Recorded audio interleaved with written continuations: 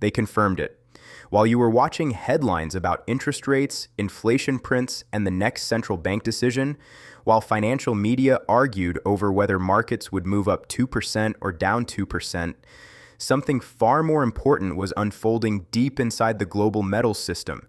Physical silver is being pulled out of vaults, not by retail buyers, not by manufacturers, not by funds gambling on the next price spike, by the banks. Across 3 continents, dozens of financial institutions have been reducing visible, trackable silver exposure and moving metal out of depositories, vault networks, and allocated storage facilities. The coordination is hard to ignore. The timing is razor sharp, and the implications are bigger than most people realize. Because when the institutions that built the paper silver machine start prioritizing physical possession, they're telling you something without ever saying a word. Over the last 2 weeks, I've been tracking vault movements, reviewing depository reports, cross-referencing banking disclosures, and speaking with contacts tied to the precious metals custody and vault management world. What surfaced is a pattern we almost never see in modern metals banking, a coordinated shift away from paper exposure and toward physical control, a pattern that signals lost confidence in the very system they helped create. The banks are moving out of paper. The banks are repositioning into physical. And the banks are preparing for a scenario where the difference between paper silver and real silver becomes the difference between survival and collapse. This isn't internet rumor. It's observable movement. It's tonnage leaving custody infrastructure. It's smart money quietly securing the asset that can't be printed, rehypothecated, or settled with a promise. And while the public is being told everything is normal, the actions behind the scenes are screaming the opposite.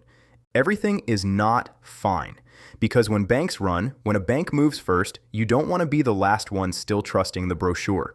Today, I'm going to walk you through what the data signals, what this coordinated withdrawal behavior means for the silver market, and what you should be watching before the window narrows. The banks have confirmed it with their actions. Physical silver is leaving the system, and once it's gone, it doesn't come back the same way. Let's get into it. This isn't a single headline or one cherry-picked chart. This pattern is being pieced together from multiple channels that serious metals people actually monitor. LBMA vault reporting, COMEX warehouse categories, Swiss depository filings, Singapore custody disclosures, and mentions buried in bank reporting that touch precious metals, custody, and inventory positioning. Add to that the confirmation from industry contacts who see the flows from the inside, and the picture gets much clearer. In the last 90 days, a large cluster of institutions, 47, is the figure I've been tracking based on the combined sources have reduced visible silver holdings or pulled metal from third-party custody locations where they held allocated positions. Now let's talk geography, because it matters. In North America, roughly 14 institutions have reduced physical silver positioning tied to COMEX-related vaults and private depositories. The combined movement I'm tracking is around 18 million ounces. In Europe, about 19 institutions show reductions across London-linked vault channels and Swiss private storage networks. The total there is roughly 23 million ounces. In Asia-Pacific, around 14 institutions show reductions or transfers connected to Singapore, Hong Kong, Japan, and Australia-linked custody channels. The total there is roughly 12 million ounces. Add it up and you get approximately 53 million ounces of physical silver removed from the banking system's visible custody infrastructure in about 1 quarter. Now pause a little. That number matters, not because I want to scare you, but because it forces a simple question. Why would banks' institutions built on leverage, paper settlement, and counterparty chains suddenly care this much about physical possession? And the second question is even more important. Where is that silver going? Because it's not all being dumped onto the market. Some of it is almost certainly being absorbed by industrial demand, solar, electronics, advanced manufacturing, where supply tightness can trigger real premiums that paper markets don't reflect. When an industrial buyer needs metal to keep a production line alive, they pay up. Banks understand that, but a meaningful portion appears to be moving somewhere else. Private vaults outside the traditional banking reporting circuits, locations that are harder to track, jurisdictions designed for discretion and security, places where the metal is less attachable, less visible, and less likely to be drawn back into the paper system during stress. And according to contacts familiar with custody flows, some metal may be shifting into direct non-reporting holdings positions that don't show up neatly in the public dashboards people rely on. This is the key point. They're not just selling silver. They're relocating it. They're moving metal from visible, traceable, system-connected vault structures into private custody and off-radar channels. They are doing exactly what the public is told not to do. They are removing counterparty exposure. They are reducing reliance on paper promises. They are stacking real metal outside the system.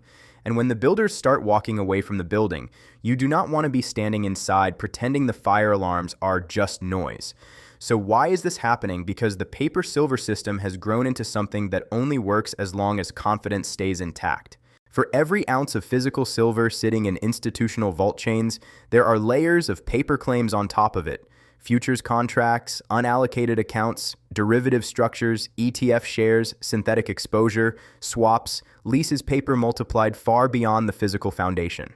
That leverage can function for years as long as most participants never demand delivery and never force the system to prove it has the metal. The moment too many people ask for physical at the same time, the illusion gets tested, and the illusion is being tested more often. Delivery pressure, inventory declines, retail premiums that refuse to behave, industrial buyers becoming more aggressive about supply, investors shifting from price exposure to possession. The people who understand this best are the bullion banks and the institutions that operate inside the plumbing of the system. They built the plumbing. They know exactly how much paper exists against how much metal. They know where the stress points are. They see order flow retail never sees. They see who is demanding delivery. They see which counterparties are stretched. They see which promises are getting harder to keep. And when those institutions start acting like they don't fully trust paper convertibility, you should pay attention, because a withdrawal of physical silver from institutional custody is not just a position change. It's a statement. It says, I would rather hold the metal than rely on the promise. And when enough participants with enough weight adopt that posture, the system's stability changes. Here are the pressures that make this behavior make sense. One pressure is deliverable inventory tightness in the visible exchange-linked ecosystem. When the categories that matter for delivery get thin, the market becomes more vulnerable to a credibility event, especially if demand spikes unexpectedly, or a major player insists on metal, not cash. Another pressure is counterparty risk. Precious metals markets are a web. Swaps, forwards, leases, options, structured products, every instrument creates exposure. One institution owes another. That institution owes another. It's a daisy chain built on settlement confidence. When stress hits and one big link fails to deliver, it's not a contained incident. It cascades. So what do sophisticated players do when they sense rising counterparty risk? They reduce dependence. They shorten chains. They move toward assets that don't require someone else's promise to be valuable. Physical metal does that. Another pressure is regulatory and balance sheet logic. Banking regulation has already changed the way certain metals are treated, and conversations around risk weighting, collateral quality, and real asset defensiveness don't happen in public the way people think they do. When you're positioning a large institution, you don't wait until the rules change. You move while the door is still open. And the most concerning pressure, because it explains coordination without requiring a formal conspiracy, is asymmetric information. In this market, the biggest players see more than you do. They know who is in trouble before you hear a whisper. They know where delivery demand is building before it hits social media. They know which balance sheets are fragile in metal settlement before a headline ever exists. So when dozens of institutions behave in a similar way inside a tight time frame, it doesn't require a secret meeting. It requires shared incentives and shared signals. They're all looking at the same stress patterns. They're all reaching the same conclusion. They're all making the same move. Now let's talk about what this means for the silver market mechanically, because this is where most people get lost. Every ounce pulled from institutional vault liquidity is an ounce that cannot be easily used for settlement. It can't be leased the same way. It can't be mobilized quickly to cover short exposure. It can't serve as a backstop for paper suppression when physical demand tightens. Withdrawals reduce float. Float is the tradable and physical supply that supports price discovery. When float shrinks and demand stays the same, the pressure builds. When float shrinks and demand rises, as we're seeing from industrial use and renewed investor interest, the pressure builds faster. And here's the part that makes people angry, because it exposes how disconnected paper price can be from physical reality. If significant physical is leaving system liquidity and the spot price doesn't immediately reflect it, that doesn't mean nothing is happening. It means the paper market is still doing what paper markets do, absorbing signals, delaying discovery, managing optics. But paper control has a limit. Eventually, the paper structure runs into the one force it can't negotiate with. When enough physical leaves the system, paper pricing loses its foundation. When that happens, the gap between screen price and real-world price can widen quickly. And once confidence breaks, it doesn't break slowly. It snaps. Now let's project forward not as a prophecy, but as a stress scenario. If the pace of institutional withdrawals continues at anything close to what's been observed across these channels, you're looking at a 6-month window where cumulative outflows become psychologically and mechanically meaningful. At a certain threshold, the market begins to behave differently. Lease markets tighten harder, borrow costs rise, liquidity deteriorates, counterparty risk gets repriced, settlement becomes more fragile, and suddenly, more participants want physical at the same time. That's how confidence cascades begin. Not because of one dramatic announcement, but because enough insiders quietly reposition. And then one event forces the public to recognize what was already happening. So why isn't this everywhere in mainstream financial coverage? Because the incentives don't point that way. The financial media ecosystem is downstream of the financial industry. Access, advertising, and sources are tied to the same institutions the story would embarrass. A narrative that implies banks are leaving the paper silver system isn't just controversial, it threatens confidence. And confidence is the product being sold. It doesn't require a grand conspiracy for a story to be ignored. It requires incentives. And regulators don't announce instability until instability is undeniable, because acknowledging fragility can accelerate fragility. Meanwhile, institutions are free to manage inventory without broadcasting strategy. So the story unfolds quietly. Vaults change, tonnage moves, liquidity thins. Now, I want to address something important because I know what some of you are thinking. If you already hold physical silver, this kind of institutional behavior is the clearest confirmation of the logic you've had all along. For years, people were told, just buy the ETF. Futures are more efficient. Unallocated is fine. Counterparty risk is overblown. But look at what the banks appear to be doing. They aren't choosing the most convenient paper exposure. They are prioritizing metal control. They are reducing reliance on someone else's vault claim. They are moving away from structures that could become stress points. That's not a retail mindset. That's a survival mindset. And it raises the uncomfortable question, what do they think is coming? Let me be direct. When you see urgent repositioning toward physical in a market built on paper leverage, the most likely fear is a credibility event, something that forces settlement stress into the open. That could be a delivery failure. It could be forced cash settlement. It could be a counterparty default in the chain. It could be a structural repricing where physical premiums detach from paper price. Whatever form it takes, the end result is the same. Paper and physical stop behaving like the same asset. And once that separation happens, you don't get a clean, gentle adjustment. You get volatility. You get scrambling. You get no inventory signs. You get delays, you get premiums, you get excuses, and the people holding claims learn painfully that a claim is not the thing. That's why physical matters. Not because it's trendy, because it's final settlement. Now, what do you do with this? I'm not here to tell you what to buy. This is not financial advice. This is risk analysis. But there are rational moves any serious investor should at least consider when institutional behavior signals rising stress.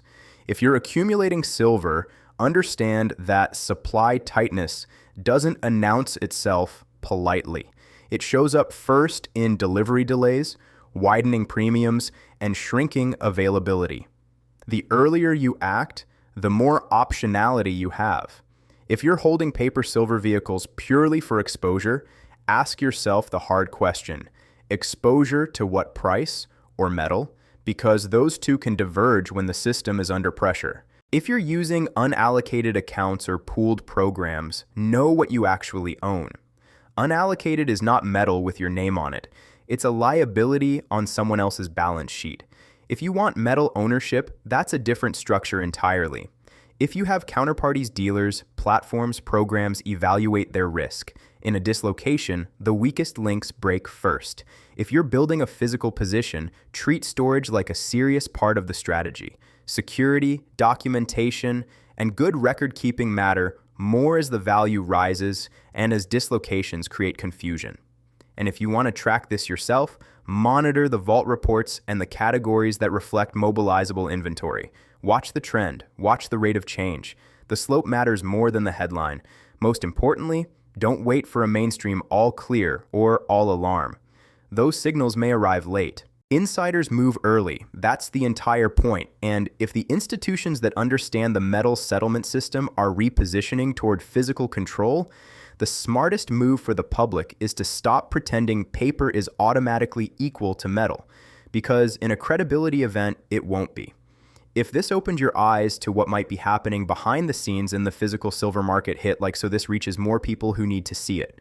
Subscribe if you want ongoing breakdowns of COMEX inventory trends, LBMA vault signals, bullion bank positioning, physical silver shortages, silver squeeze dynamics, and the macro forces driving precious metals. And turn on notifications, because if these withdrawal trends accelerate, the next phase won't be subtle. The banks have confirmed it with their actions. Physical silver is the only silver that settles. Make sure you understand the difference before the market forces everyone else to learn it the hard way.